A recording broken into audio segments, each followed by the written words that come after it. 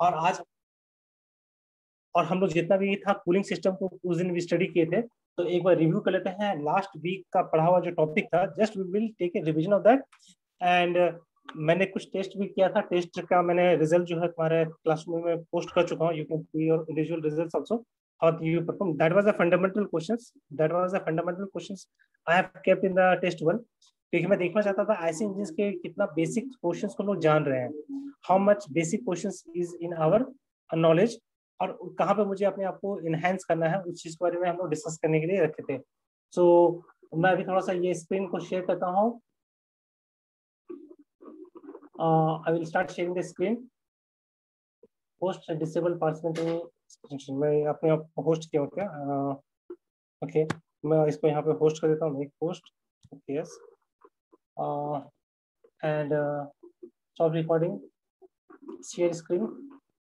तो हम लोग देखते हैं ये वाला नोट्स जो है मेरा, ये था हम लोग का लास्ट से हम जो टॉपिक अभी पढ़ रहे थे। We are going to complete this topic by tomorrow. So we have know about this engine auxiliary systems. इसके बारे में हम लोग डिस्कस कर रहे हैं। We are going to study about this topic. ये मेरा मेन कोर टॉपिक है, जो कि इंजन ऑक्सिलरी सिस्टम है। क्या क्या चीजें हैं? फ्यूल सप्लाई सिस्टम है, this is a fuel supply system, we have studied that. Fuel supply system में कार्बोरेटर, बाद में हमारा इंजेक्टर, इंजेक्शन सिस्टम जितना भी था हम लोग उसको स्टडी किए थे। फिर स्टार्टिंग सिस्टम हम लोग battery ignition system, magneto system, ये सारे हम लोग पढ़े थे। इलेक्ट्रॉनिक इंजेक्शन सिस्टम हम लोगों ने पढ़े थे कि इलेक्ट्रॉनिक ईडीआई जो था, इलेक्ट्रॉनिक डिस्ट्रीब्यूटर जो था, इंजेक्टर, उसको हम लोगों ने स्टडी किए थे कि अगर मेरे पास 4 इंजन रहेगा तो 4 इंजन को कैसे फ्यूल का supply on the demand of the engine के हिसाब से कैसे उसको सप्लाई करेंगे। उसके लिए हम लोगों ने इलेक्ट्रॉनिक डिस्ट्रीब्यूशन इंजेक्टर सिस्टम लगा कर रखे थे, जो कि एसआई और सी इंजन के लिए भी आज की तारीख में यूज हो रहा है। फिर हम लोग ने एक और था सिस्टम जो पढ़े थे, दैट इज कूलिंग सिस्टम। ये ऑक्सिलरी सिस्टम का एक पार्ट था, जो कि कूलिंग सिस्टम हम लोगों ने स्टडी किए थे। और आज हमारा टॉपिक रहेगा इंजन का लुब्रिकेशन सिस्टम। इंजन का लुब्रिकेशन सिस्टम का पढ़ेंगे हम लोग। और कल मेरा टॉपिक, लास्ट टॉपिक रहेगा, that is engine emissions control devices. क्या क्या होता है ऑक्सिलरी सिस्टम का, वो भी पार्ट है, जिसमें इंजन इमिशन कंट्रोल कैसे किया जाएगा, कैटेलिक कैसे कन्वर्ट किया जाएगा, जो कि ईएसपी इलेक्ट्रोस्टैटिक प्रेसिपिटेटर के बारे में बात करेंगे हम लोग थोड़ा सा कल। और इमिशन नॉर्म्स क्या है हमारे भारत, हम लोग बोलते हैं BS1 BS2, भारत सिस्टम में क्या है, या यूरो 1 यूरो 2 के बारे में क्या बात होती है। ये सारा चीजें हम लोग जानेंगे कि इमिशन नॉर्म्स में क्या क्या चीजों को हम लोग ध्यान रखना पड़ता है। कि सल्फर का परसेंटेज 0.5 से बिलो होना चाहिए इमिशंस में, नाइट्रोजन का परसेंटेज कुछ और कम होना चाहिए था, जो कि हम लोग एक नॉर्म्स बना कर रखे। उस नॉर्म्स के बारे में गवर्नमेंट ऑफ इंडिया जो नॉर्म्स बनाई है उसके बारे में डिस्कशन करेंगे हम लोग। और बाकी चीजें जो है हम लोग अभी देखते हैं। अभी चीजें को हम लोग स्टार्ट करते हैं। लुब्रिकेशन सिस्टम के बारे में मैं एक स्क्रीनशॉट ले लेता हूँ अटेंडेंस का।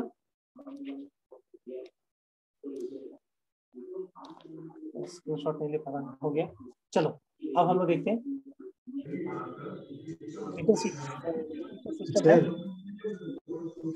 ये रहा सिस्टम, मैं लिख पा रहा हूँ। हम लोग लास्ट टाइम तो प्रेशर कूलिंग किए थे। लुब्रिकेशन सिस्टम क्या चीज है पहले एक बार समझ लेते हैं। Why we need the lubrication system? What are the importance of lubrications in our automobile parts? हमें lubrications क्यों करना चाहिए? That is the thing we have to know first, कि मेरे engines में या automobiles के moving parts में lubrications का क्या importance क्या है? Why do we need to go for lubrications? Anyone? मुझे lubrication क्यों करना चाहिए?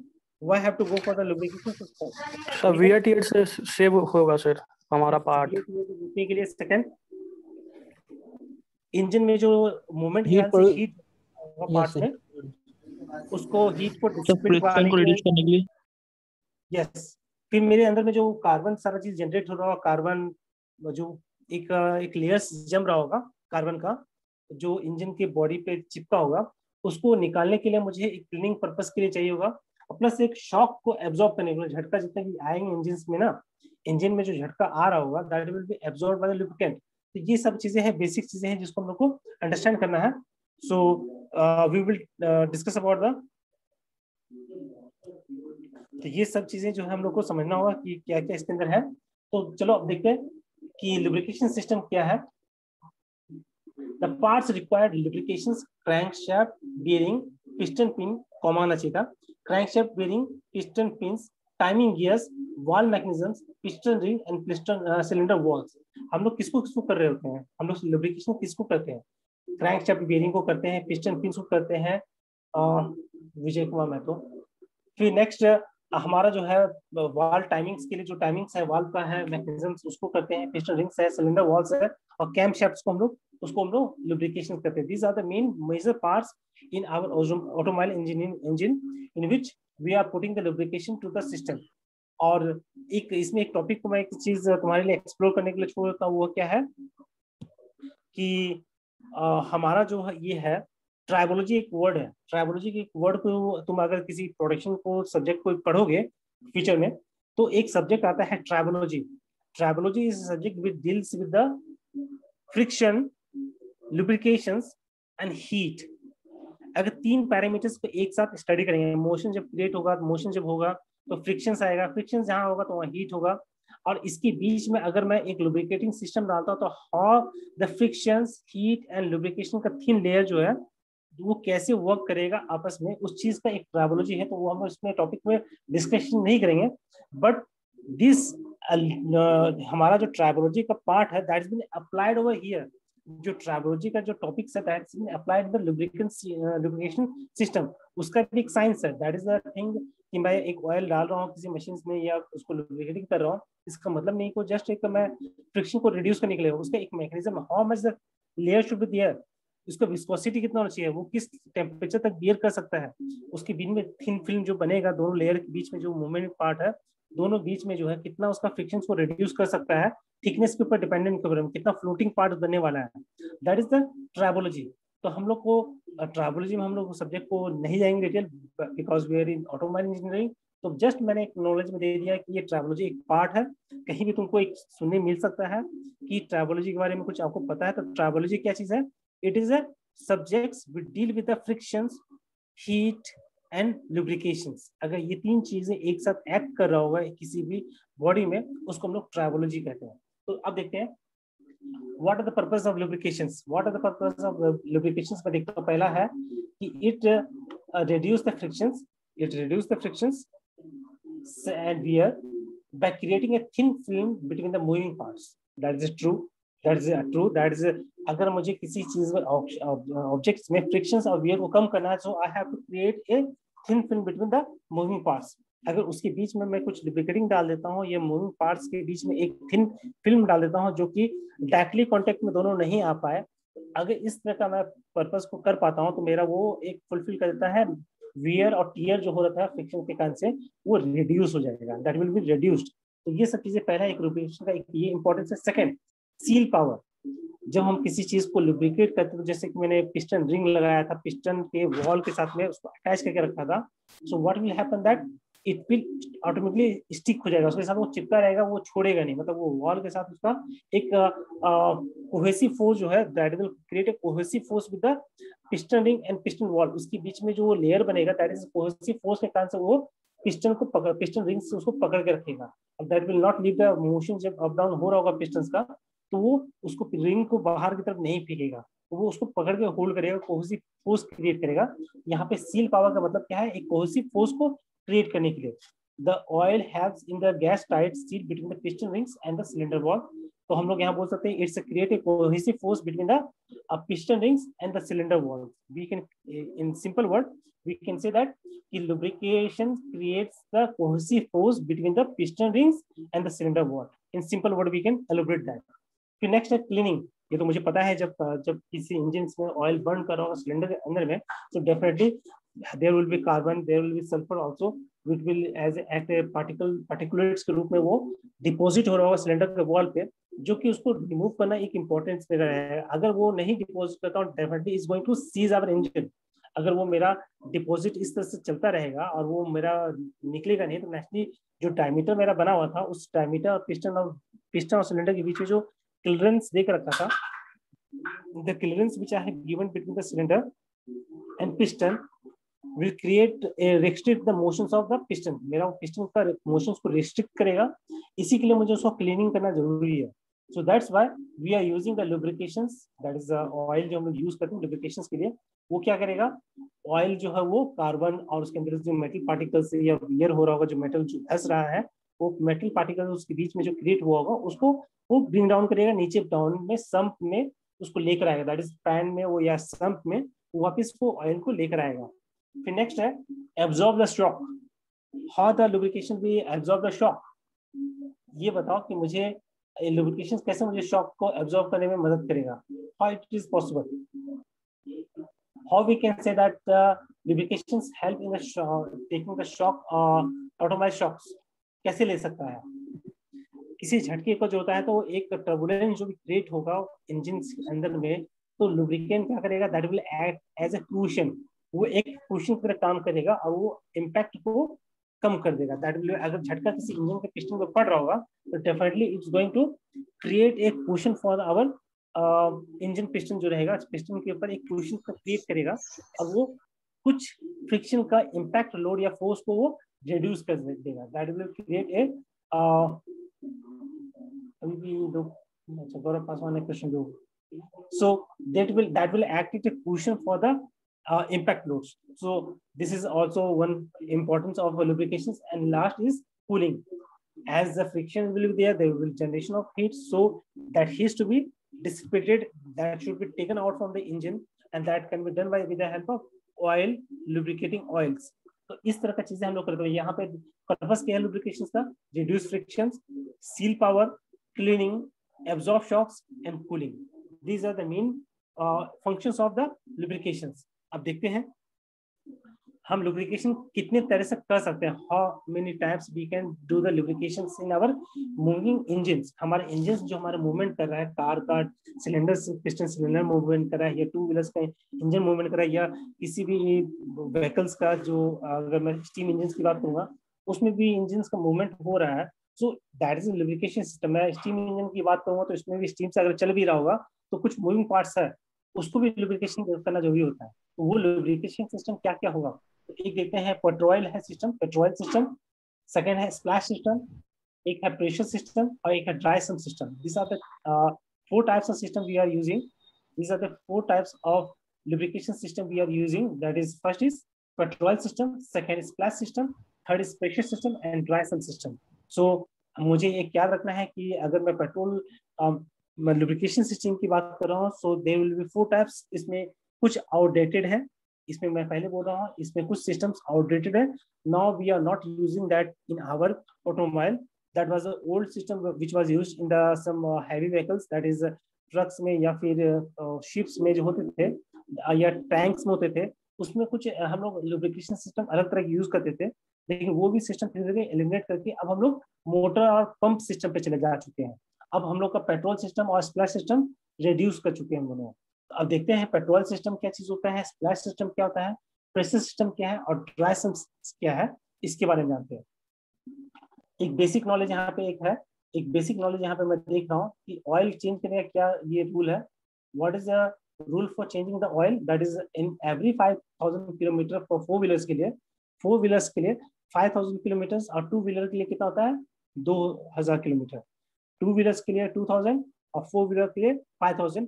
इतने डिस्टेंस कवर करने पे मुझे ऑयल को चेंज करना चाहिए, अपने लुब्रिकेटिंग ऑयल्स को चेंज करना चाहिए, या मोबिल जिसको बोलते हैं हम लोग है.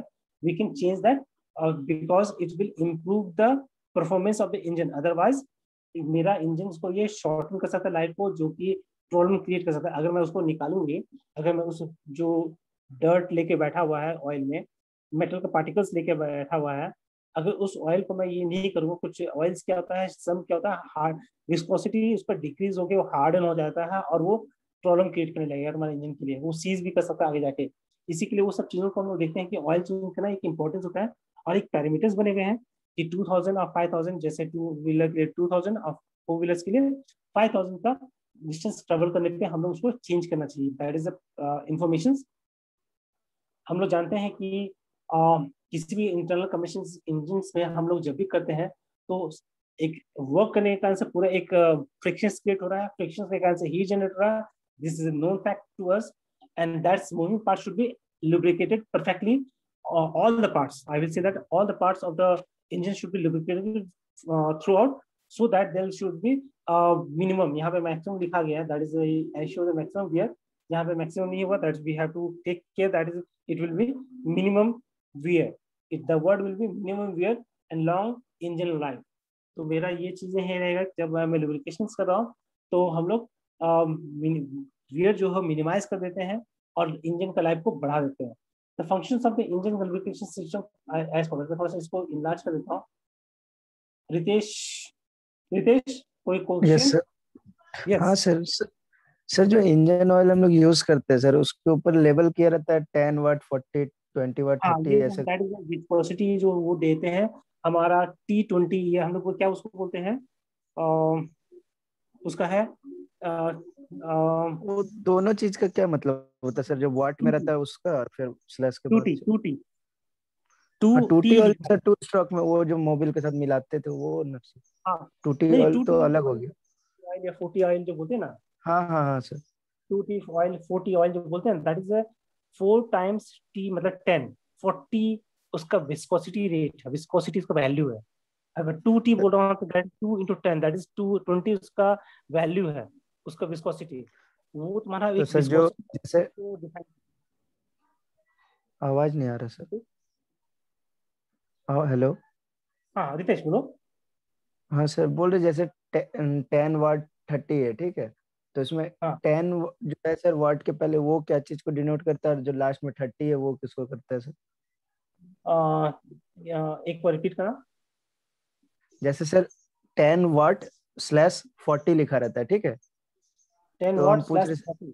हाँ 30 40 कुछ भी अलग अलग सब रहता है 20 40 10 40 तो सर 10 वाट नहीं है. हाँ वाट नहीं 10 हाँ वही W जो है सर तो सर 10W वो W वाला किस चीज को डिनोट करता है सर और बाद वाला किस चीज को डिनोट करता है? ये तुम्हारा अलग अलग इंजन के अलग अलग ऑयल का ग्रेडिंग है. जैसे कि मैं बोलूंगा कि अगर मेरा हैवी व्हीकल्स है कुछ ये है ज्यादा हैवी व्हीकल्स है उसका अलग ही लुब्रिकेटिंग विस्कोसिटी होना चाहिए.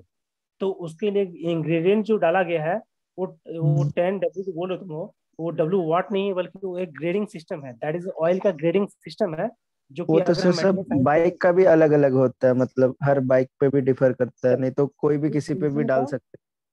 नहीं हम लोग किसी को नहीं डाल सकते. जैसे कि मैं बोलूँगा कैस्ट्रॉल 40 है, अगर मैं 40 डाल दूंगा यामाहा के बाइक में तो हो सकता है उसके साथ वो कंपेटेबल नहीं है.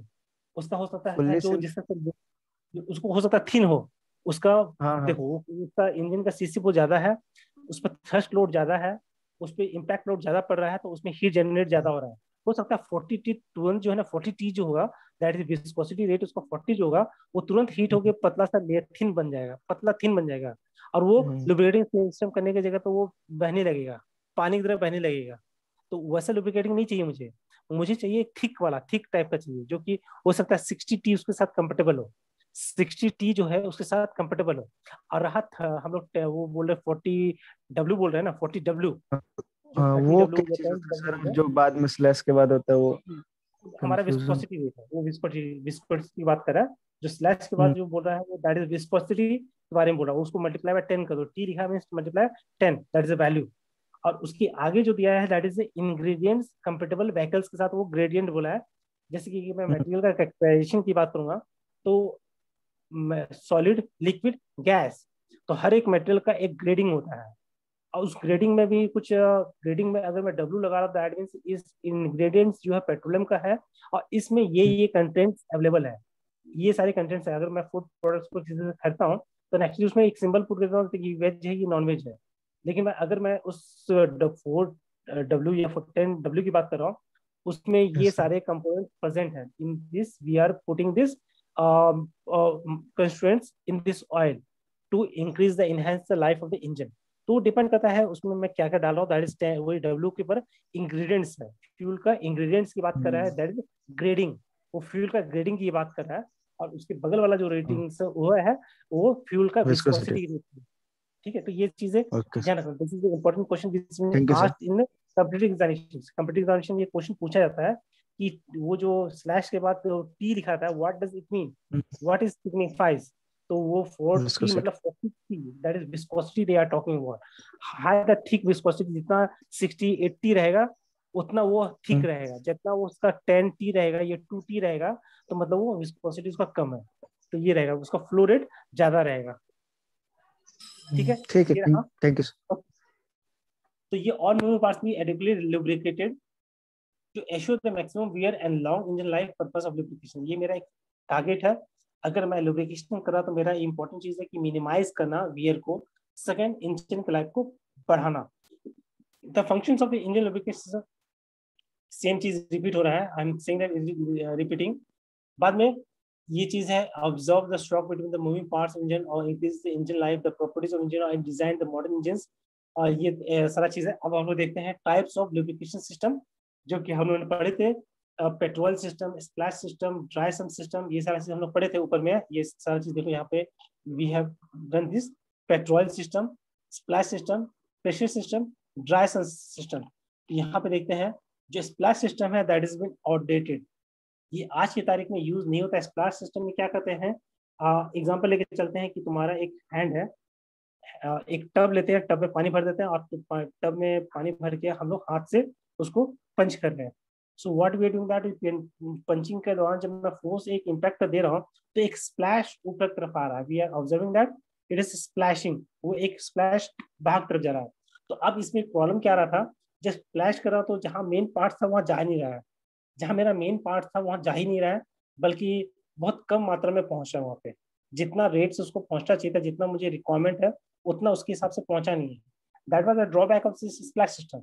ये स्प्लैश सिस्टम एक ड्रॉबैक रहा कि हम लोग क्या करते थे, ग्रूविंग कुछ पिंस में उसको ड्रिल करते थे ताकि वहां से अगर ज्यादा ऑयल आ गया तो वो वहां से टपक के दूसरी जगह चला जाएगा। तो ये एक ड्रिल वाला सिस्टम हम लोग करके रखे हुए थे स्प्लैश सिस्टम में।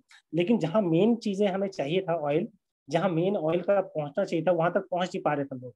That was the problem.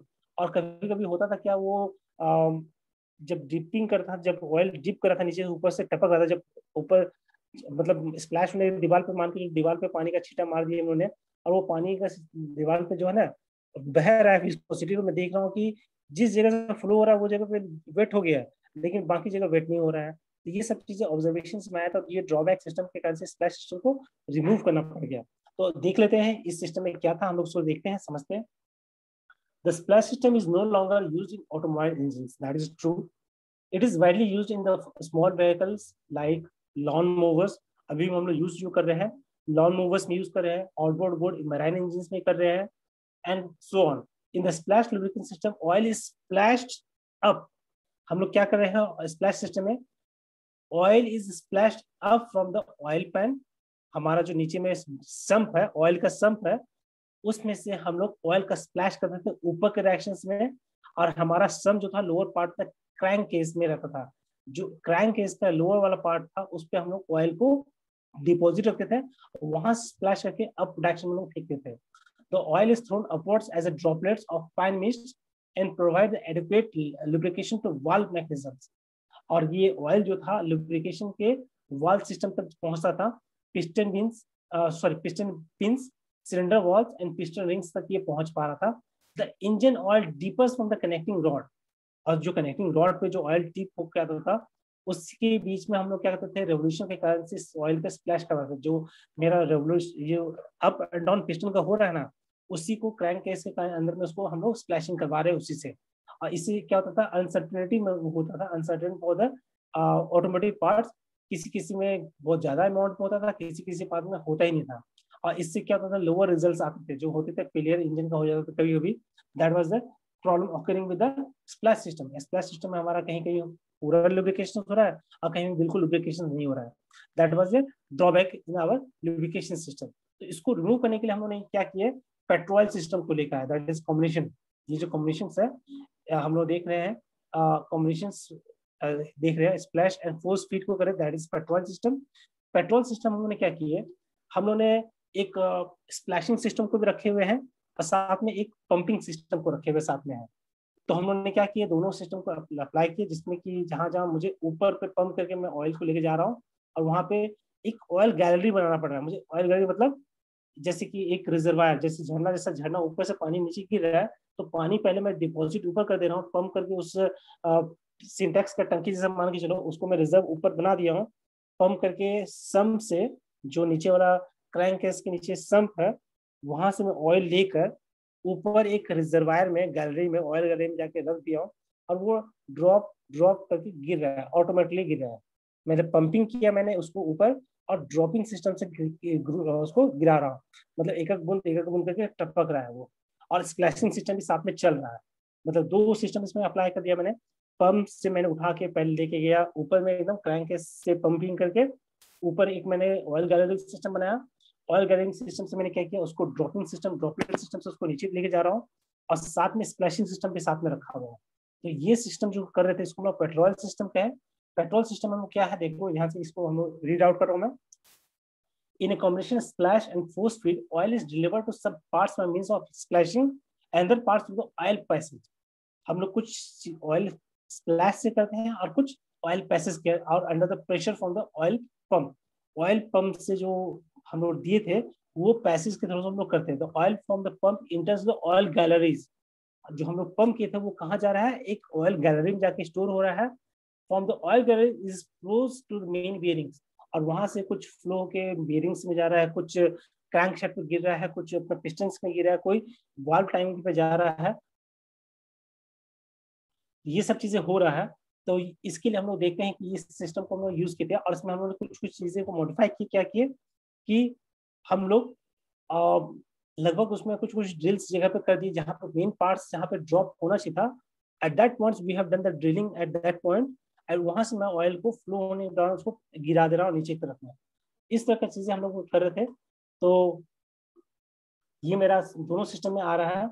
और इससे क्या हो रहा था कि इसमें हम लोग कुछ नोजल्स बना दिए थे। नोजल्स मतलब जो ड्रॉपलेट्स गिरना चाहिए था ना, तो एक ड्रॉपलेट सिस्टम को हम लोगों ने नोजल्स बना के रखे हुए, जो कि ऑयल्स को एक रेट से उसको फ्लो से गिरेगा, वो एक रेट्स ऑफ फ्लो से गिरता रहेगा। मतलब ऑयल आते जा रहा है और ऑयल ऊपर से नोजल से ऊपर से नीचे से गिरते जा रहा है। मतलब we have created a nozzle designs कि वो एक रेट से फ्लो नीचे की तरफ चलता रहे। मतलब मैंने दिया और तुरंत से गिरना नहीं चाहिए, बल्कि that should be certain rate, it should be following. मतलब सब जगह फ्लो एक डाउनवर्ड डायरेक्शन की तरफ फ्लो कर रहा है, और साथ में बचा हुआ जो ऑयल है वो नोजल से नीचे तरफ गिर रहा है। That will create a good lubrication system. तो ये एक था। और फोर्स फीड सिस्टम एक नेक्स्ट हमारा है। ये फोर्स फीड सिस्टम है। फोर्स फीड सिस्टम जिसमें कि हम लोग ये एक नेचुरल सिस्टम है, एक फोर्स सिस्टम है, जिसमें कि हम लोग देख पा रहे हैं कि हम लोग मोटर से या पंप से उसको फोर्सफुली सब जगह पंपिंग कर रहे हैं। मतलब स्प्रे सिस्टम से हम लोग उसको कर रहे हैं। फोर्स सिस्टम से हम लोग ऑयल पंप से लेकर कैश सिस्टम तक हम उसको पंपिंग करके पहुंचा रहे हैं। मतलब उसमें कोई ऑयल गैलरीज का सिस्टम नहीं है। We are not putting any oil gallery system in our piston, क्योंकि वो इंजन को हैवी बना दे रहा है। थोड़ा सा इंजन मेरा हैवी हो जा रहा है, क्योंकि ऑयल गैलरीज का एक नीचे सम्प है और एक ऊपर एक ऑयल गैलरी सिस्टम बना रखा हूँ, जो कि ऑयल को पास करवाने के लिए ला रहा हूँ। तो ये मेरा मुझे थोड़ा सा हैवी लग रहा था इंजन बनाने करने डिजाइन में। तो मैंने थोड़ा उसको चेंज करके सिर्फ ऑयल फोर्स सिस्टम कर दिया, जिसमें कि मैंने सिर्फ क्या किया, we have created a pumping system. मैंने पंप सिस्टम लगा दिया, मैंने पंप्स को थोड़ा सा मॉडिफाई करके लगा दिया हूँ। और सीधा ये कहाँ जा रहा है, ये सीधा जा रहा है बियरिंग्स में, जर्नल्स में, होल्स में, जहाँ पे क्रैंक शाफ्ट में, वॉल्व्स में, सीधा ये वहां पहुंचा रहा है। It is pumping to all the main parts. हमारा जो जितने भी सिस्टम्स है, we have created the passage, we have created the passage through the pump से जो पंपिंग हो रहा है, और पैसेज क्रिएट कर दिए हैं ताकि वो सीधा वहां पहुंच जाए। और इसके बाद में हम लोग कोई ऑयल गैलरी सिस्टम का क्रिएशन नहीं किए। इससे क्या हो रहा है, we don't have to create extra material for the engine. ये एक पैसेज बना दिए हैं, उसी में एक पैसेज ग्रूविंग बना दिए हैं। एक पैसेज जब कास्टिंग कर रहा था, कास्टिंग के दौरान ही मैंने एक पैसेज बना दिया हूँ, ताकि वो जब मैं पंपिंग करूंगा तो ऑयल उस डायरेक्शन में अपने आप फ्लो करके चला जाएगा। I don't have to create any nothing extra to store the oil in the galleries. तो ये एक है force feed system. Full force system में हमारा completely lubrication provides lubrication under pressure and piston fins। Same system है, और इसमें हम लोग का सिस्टम जो है use virtually all the engines that equipped with full floating piston pins. तो ये सारा चीज है, इसी को एक बार देख लेना। ये नोट्स में कंप्लीटली दिया हूँ, और इसके साथ में मेरा कल का टॉपिक जो रहेगा दैट विल बी मेरा सिंपल सा टॉपिक है जो पॉल्यूशन का है। Pollution norms, pollution control systems, उसके बारे में हम लोग कल डिस्कस करेंगे। कैटालिटिक कन्वर्टर क्या होता है, ईएसपी क्या होता है, इलेक्ट्रोस्टैटिक प्रेसिपिटेटर क्या चीज है, उसके बारे में डिस्कशन करेंगे। और जो मैंने टेस्ट किया था, और इस वीक में एक असाइनमेंट दे रहा हूँ, that is module 1 and module 2 will be completed by tomorrow. So I can put the assignment in this week. और एक और चीज है कि मतलब फ्राइडे को फ्राइडे को मेरा एक फ्लिप क्लासरूम रहेगा, तो I will putting the all the notice the Teachmint, किसको कौन सा टॉपिक देना है, द टॉपिक जिसको जिस टॉपिक में दूंगा उसको उस टॉपिक पे डिलीवर करना है फ्राइडे को. So I want to know that how much students are going through the notes also. तो मैं एक बार फ्राइडे को I will elaborate, I will be silent mode, I will ask the questions from the students, I will give the topics also, I will give the topics and want to listen the of module 1 और module 2 से related जितने भी questions है मैं बच्चों के तरफ से सुनना चाहूंगा क्या इतना उन्होंने पढ़ चुके हैं, because I have to take the revisions कि कहाँ हम लोग प्रॉब्लम में फंसे हैं. अगर मॉड्यूल 1 और मॉड्यूल 2 के बीच में कुछ दिक्कत हो रहा होगा तो definitely will be take a revision of that topic, otherwise we will move to the module 3. तो और आज एक लैब भी है, तो आज अभिरूप सर रहेंगे 2 बजे लैब में. तो मैं अभिरूप सर से बात कर लेता हूँ क्योंकि सर के थोड़ा सा नए हैं, उनको थोड़ा सा दिक्कत जा सकता है, but I have told him. Vivek sir नहीं लेंगे सर? विवेक सर? विवेक सर को एक्चुअली कोलैप्स हो रहा था, उनका टाइमिंग्स कोलैप्स कर रहा था, एक ही टाइम पे 2 लैब हो रहा था, तो उनको एक लैब असाइन कर दिया गया. तो अभिरूप को ये लैब असाइन कर दिया गया है ऑटोमोबाइल्स का. सो डेफिनेटली मैं अभिरूप को थोड़ा सा गाइडिंग अभी बाकी, क्योंकि he is a fresher, is new to, इसलिए सर बोल रहे थे विवेक सर रहते तो चीज को मैं जाना, लेकिन अब मुझे दिया गया है सब्जेक्ट भी नया सर, टीचर भी नया, प्रॉब्लम हो जाती है. मैं बात कर लेता हूँ उनसे, अभिरूप से बात करता हूँ या ललित से बात करता हूँ कि थोड़ा सा, क्योंकि ऐसे जो है ना विवेक ने पहले से पढ़ाया हुआ है. So I will ask Lalit sir to give Vivek to in our my at practical, क्योंकि वो प्रैक्टिकल के लिए पिछले क्लास में विवेक सर बता भी रहे थे कि हम सब कुछ बताएंगे पूरा. नहीं, उनका आईसी इंजन अच्छा बना लिए हैं, he is done the all the IC engines the lab को हैंडल कर रहे हैं. So he will be able to understand and he will be able to elaborate better in automobile engine. Automobile में अच्छे से बता सकते हैं. अभिरूप के लिए थोड़ा सा टॉपिक नया हो सकता है, सो नया जब टॉपिक देना है तो आप उसको नया सब्जेक्ट दे दीजिए किसी और के साथ में. यही ना सर, हम लोग का सब चीज तो शुरू से हम लोग ऐसे इंजन ये सब ढंग से हुआ नहीं है, तो सर बोल रहे थे कि हम पूरा बताएंगे. ठीक है, मैं बात करता हूँ, क्योंकि वो सुमित सर के साथ तो उसका नहीं बनता है अभिरूप का. So definitely I have to talk with them कि वो सब्जेक्ट उनके साथ कंफर्टेबल नहीं बैठ रहा है उनके साथ में. मैंने मेरे साथ में कंफर्टेबल बैठा, तो इसलिए मैंने इनको नाम रिकमेंड कर दिया उन्होंने, ललित सर ने. लेकिन I will talk with them कि सर थोड़ा सा इसको थोड़ा सा देखिए, जस्टिफाई कीजिए, क्योंकि विवेक आईसी इंजन पढ़ाया था, लैब करवाया था, and he knows about the better of the engines. हाँ सर, और सर ना जब हम लोग प्रोजेक्ट के लिए भी बात कर रहे थे तो सर हम लोग को बुला के बता रहे थे सब चीज के बारे में. सर तो मैं ललित से बात करके इसको ये करता हूँ, चेंज कर देता हूँ इंस्ट्रक्टर को, इसमें कोई दिक्कत नहीं है. ओके सर, ठीक है. सो आई होप दैट सभी लोग अपना अपना क्लासेस और इसके साथ एक्स्ट्रा जो क्लासेस कर रहे होंगे और जो एक्स्ट्रा कोर्सेस है वो कर रहे होंगे. और बाकी किसी तरह दिक्कत होगा तो बताना. कल लास्ट मेरा टॉपिक रहेगा इस मॉड्यूल 2 का, and after that we will going for the module 3. Before going to module 3, I will take the revisions of module 1 and module 2. I will put an announcement in the teachment which person has to take the which topic. सभी को सब topic पे deliver करना है. I will expect that all the students, मैं कोशिश करता हूँ आज ही वो नोटिस डाल देने के लिए, and everybody will prepare their own topics and they have to elaborate around 2 to 3 minutes on that topic. लगभग 2 से 3 मिनट टॉपिक पे तुमको बोलना है. I want to listen that from your end. मतलब सर इंडिविजुअल स्टूडेंट को individual topic मिल जाएगा ना sir? Yes, I will give the individual person individual topic. Sir हम लोग खुद से टॉपिक लेंगे या आप दीजिएगा सर? मैं दे दूंगा, क्योंकि सब लोग इजी टॉपिक चुनेगा. I will take the random name, random topics, so that everybody will be able to. पहले ही सर बता दीजिएगा टॉपिक, उस पे प्रिपेयर करके आना. आज या कल तक में तुमको टॉपिक मिल जाएगा नाम के साथ. ठीक है. So prepare that and everybody will listen to each other. और किसी को कोई कमेंट्स या कुछ है, गलत बोल रहा है या कुछ सब बोल रहा है, तो हम लोग उसको बाद में उसको रिव्यू करेंगे एक दूसरे को, क्या कहाँ पे गलत हम लोग कर रहे थे. ठीक है. सो ये फ्लिप क्लासरूम एक तरह से बोल सकते हैं फ्राइडे को, जिसमें कि मैं साइलेंट मोड में जाऊंगा and I want to listen from your end. ठीक है. So I end the class over here and you can join the next class of yours. Thank you. Thank you sir. Thank you sir. Yes, sir.